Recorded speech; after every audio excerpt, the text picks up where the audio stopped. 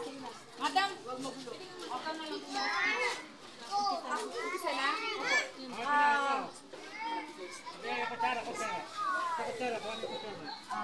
Una sa lahat, maraming salamat sa nag-sponsor sa amin para sa aming mga mag-aaral mula sa Talaga Elementary School. Especially po para sa aming mga nasa unang baitang na mag-aaral.